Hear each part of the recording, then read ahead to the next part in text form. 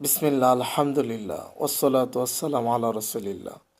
এই যে একটু শুনি, প্রখ্যাত সাহাবী হাসান আল বসরি রাহিমাহুল্লাহ তিনি বলেছেন, আল্লাহ ওই ব্যক্তির উপর রহম করুন যে ব্যক্তি কোনো কাজ করার আগে নিজেকে থামায়, নিজেই নিজেকে প্রশ্ন করে, এই কাজটি কিসের জন্য করছো?